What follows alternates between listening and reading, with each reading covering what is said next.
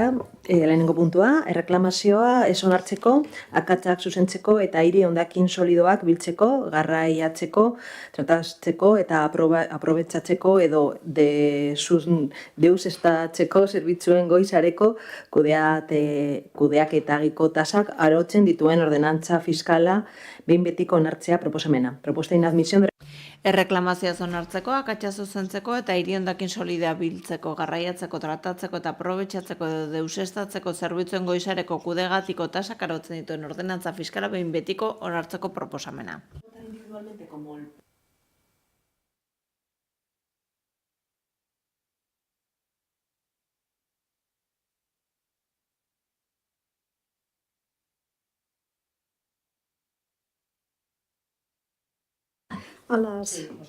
Aprobamos en octubre.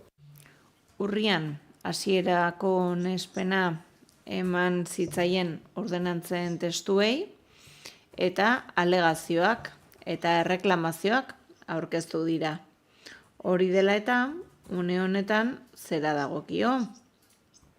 Aintzat hartzea edo ez hartzea eta behin betiko onespena ematea. Eta alegazioen edukiari dagokionez ekaitzek eman ditzake xehetasunak. Lehenaldia da, 10 urte daramatzat hemen, lehenaldia da alegazioren bat jasotzen dugula tasen aurrean, eta dirudienez hainbat erakundetan jaso da, ezakit Hondarribin jaso den, Irunen bai. Kuriosoa da, ze alegazioa datoz Toledoko abokatu despatxo batetik, eta masiboak izaten ari omen dira, ez? Hori da. Orduan, lehenengo aldia da, normalean behin-behinean onartzen ditugu, edo hasieran onartzen ditugu, eta esposaketaren ondoren, adostu den moduan, automatikoki behin-betiko onartuta ematen dira, alegaziorik ez jasotzeko kasuan. Kasu honetan, alegazioa egonda, edukialdetik, defectos en la motivación, vulneración del principio. Berdintasun gaitasuna urratzen da, ez da justifikatzen, ez da egiten banako azterlanik. Alegazioak antzekoak izan dira, erakunde gehienetan, ez dute espedientea eskatu ere egin, egiaztatzeko ala den ala ez dute egiaztatu, ez dakite zenbat egon diren, zenbat azterlan ekonomiko, ez du edukiari dagokionez funtsa handirik. Baina horrez gain ez du legitimaziorik foru arauaren arabera, ez duelako zuzeneko interesik gai honetan ez dagoelako, eta egin dugu halako orrazketa bat, eta ikusi dugu banaka agertzen dela, reklamazio ez da gure zerrendetan dagoen inor, ez du funtsik alegazioak egiteko, eta beraz foru arauaren araberako zuzeneko interes hori ez du betetzen. Eta horregatik proposatzen dena da ez onartzea aurkeztutako erreklamazioa, eta hori da labur esan da txostenean jasotzen den edukian normalean, espedienteak zuzen egiten dira, justifikazioekin, ordenantza bakoitza bere akordioa eta bere testua eta bere txostena ditu, beraz, eta gaitasun ekonomikoa urratzari dagokionez badaukagu horri erantzuten dion irudi bat ere, badaudelako jasota zaurgarritasun izaera aitortua dutenak eta horregatik tarifa soziala aplikatzen zaizkienak. Beraz, proposatzen dena da ez onartzea, zilegitasun falta duelako, baina esan bezala txostenean ere erantzuten dira funtsgabeko alegazio horiek. Zer gertatuko den? Ez dakigu, hortik aurrera. Explicación realmente es común. Azalpen hau bada 3 puntuentzat, ezta, eta zalantzari baldin baduzue sakonduko dugu, baina helburua zen oro har azaltzea zer azalpen ikusi dugun erreklamazio horien aurrean. Gure kasuan ere berdin-berdinak aurkeztu dituzte. Ezakit irakurri nahi duzun, ebazpena? Erabakia proposatzen zaio. Ez onartzea mankomunitatean 2025ko urriaren 28an AJCMek aurkeztutako erreklamazioa. Erreklamatzailea ez delako interesduna espedientean. Gipuzkoako toki ogusunak arautzen dituen uztailaren 5ko 11/1989 foru arauan ezarritakoaren arabera. Espedientean dagoen txosten juridikoarekin bat etorriz, eta txosten hori da erabaki honen arrazoia. Bigarrena, hasieran onartutako ordenantzaren testuari dagokionez, espedientean dagoen txosten juridikoan adierazitako akatsak zuzentzea. Eta hirugarrena, hiri hondakin solidoen bilketa, garraio, tratamendu, aprobetxamendu edo ezabatketa zerbitzuen tasak arautzen dituen ordenantza fiskala behin betiko onartzea. Eskerrik asko, Ana.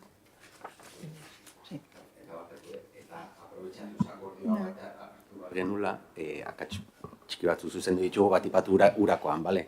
Behin martxan jarri geanean detektatu ditugunak, ez da zenbatekoetan, zaborrean bai kruzatuta zeudelako, baina ez dauka eraginik herritarrengan, bai, zegoelako altakoa bajan eta bajako altan, kasu voluminosoetan, bino uran zegoen terminologia akats batzuk, beti bat gaztelaniakoan, genero historiagatik, eta nik uste dut, txostenean erlazionatuta daude, ez diela edukiko akatsak, bale? Si tenéis más información, alguna. Galderaren bat, informazio gehiago, zalantzaren bat, ez? Ekaitz? Bai? Bai. Bai.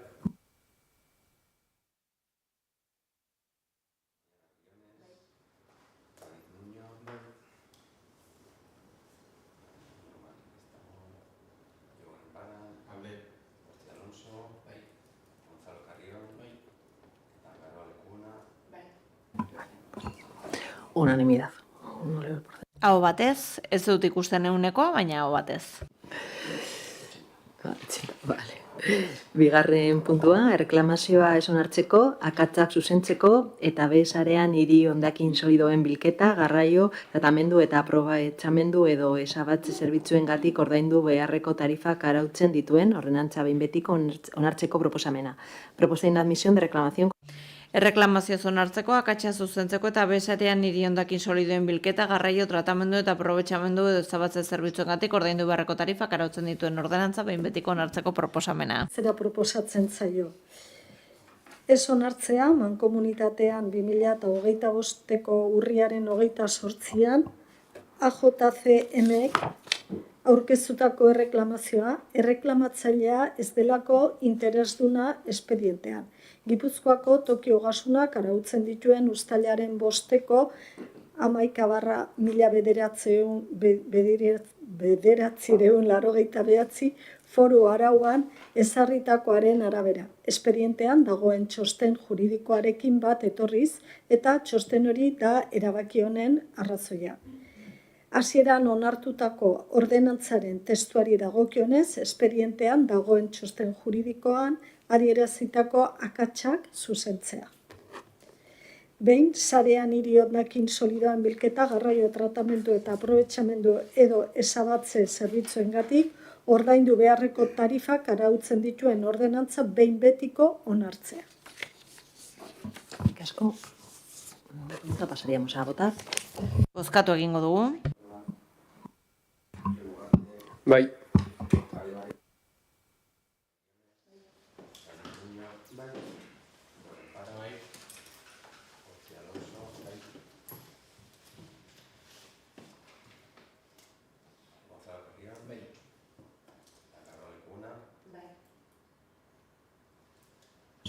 Unanimidad, 80%. Hau batez, 180arekin. Reklamazioa ez onartzeko, akatsa zuzentzeko eta ur ondidura, saneamendua eta uraren ziklo integralari loturik emaniko zerbitzuengatik ordaindu beharreko tarifak arautzen dituen ordenantza behin betiko onartzeko proposamena, proposta de inadmisión. Erreklamazioz onartzeko, akatsa zuzentzeko eta ur hornidura saneamendu eta uraren ziklo integralari loturik emaniko zerbitzuengatik ordaindu beharreko tarifak arautzen dituen ordenantza behin betiko onartzeko proposamena. Batzarrari honako erabakia hartzea proposatzen zaio. Lehenengoa, ez onartzea mankomunitatean 2025ko urriaren 28an AJCMek aurkeztutako erreklamazioa erreklamatzaile ez delako interesduna espedientea. Gipuzkoako toki ogasunak arautzen dituen uztailaren 5ko 11/1989 foru arauan ezarritakoaren arabera. Espedientean dagoen txosten juridikoarekin bat etorriz eta txosten hori da erabaki honen arrazoia. Hasieran onartutako ordenantzaren testuari dagokionez, espedientean dagoen txosten juridikoan adierezetako akatsak zuzentzea. Hornidura, saneamendua eta uraren ziklo integralari loturik emaniko zerbitzuengatik ordaindu beharreko tarifak arautzen dituen ordenantza behin betiko onartzea. Pasamos a votar. Bozkatu egingo dugu. Bai. Bai.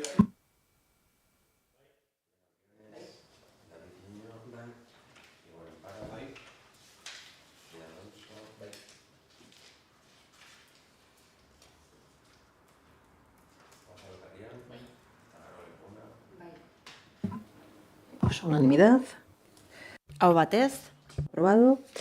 onetxitzat emango dugu. Uraren Euskal Agentziaren eta Txingudiko Zerbitzuak mankomunitatearen arteko lankidetza hitzarmenaren berri ematea, eurik ura bereizteko eta kolektoreak birgaitzeko obrak egiteko, dar cuenta Uraren Euskal Agentziaren eta Txingudiko Zerbitzu mankomunitatearen arteko lankidetza hitzarmenaren berri ematea euri ura bereizteko eta kolektoreak birgaitzeko obrak egiteko. Bai, hemen administrazio batzarrean informazio pixka bat ja zabaldu dizue ekaitzek, baina komentatu puntu honetan atxikitzen zaizuela hitzarmenaren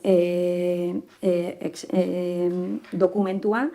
3 aktuazio finantziatzen dira, batez ere euri-horak jasotzea eta hori bereiztea ur saneamendutik, eta horretarako isuriak gutxitu eta gure erreka eta itsasoko ur kalitatea hobetu ahal izateko 3 obra sartu ditugu hitzarmen honetan, bale? 2 oso txiki, Irunen, Auzolan eta Lapizen egin diren 2 aktuazio txiki euri-urak separatzeko de la red unitaria esaten dena, eta Hondarribian Arrantzale auzoako obrak koinziditu zaizkigu, orduan bertako obra ere sartu ahal izan dugu hitzarmen honetan, bale? Eta kantitate kopurua 335.000 euroko finantziaketa jaso ahal izango dugu hitzarmen honen ondorioz ura agentziatik. eskerrik asko Leire. Alderaren bat. Dago, daukazuten agirian eta adenda bat egingo da, ze pixkat murriztu egin da, bale? Akats bat egon zan batuketan, eta izapide, adenda bat egin nahi dute gaur goizeko albistea da, zez genekin likidazioan ajuste egingo genuen edo hitzarmena aldatu nahi zuten, eta azkenik adenda bat egin nahi dute guratik.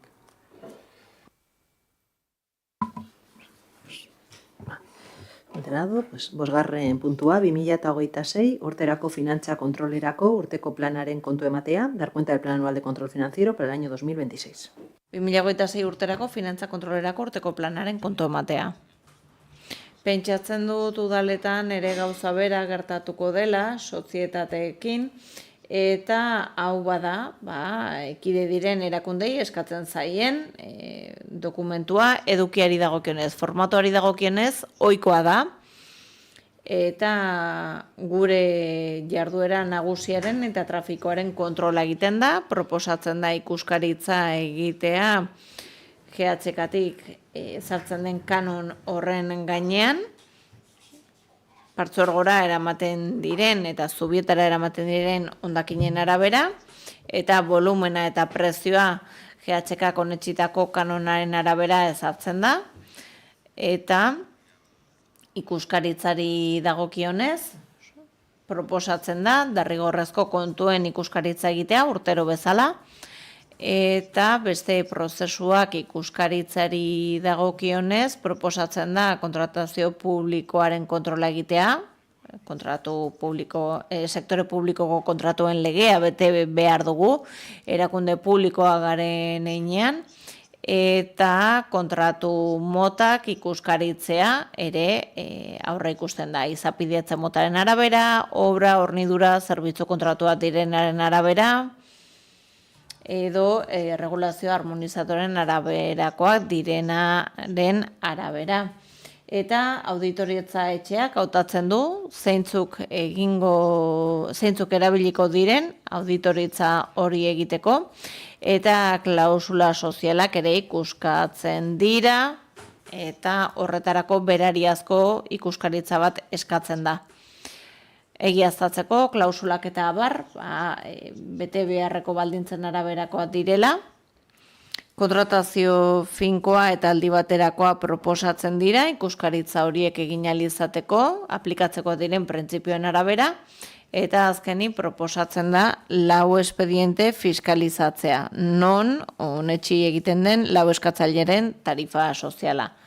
Eta agian datorren urtera begira, beste eskaera batzuk izango ditugu, tarifa berriak ezarri ditugulako, laborantzarekin lotutakoak, eta beraz datorren urtera begira, hori finkatuta dagoenean,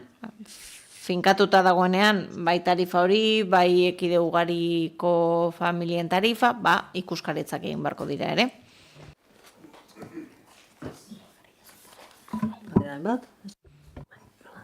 Seigarren puntua, 2025ko hirugarren hiruhilekoaren aurrekontu itxieraren berri ematea, dar cuenta. 2025ko hirugarren hiruhilekoaren aurrekontu itxieraren berri ematea. Ez naiz gehiegi luzatuko, hemen dakizuen bezala beti egoten da dekalax bat, diru sarreren eta gastuen artean, eta hiruhilean behin ikusten dugun gerakin hori ere ez da itxieraren debengoarekin bat datorrena.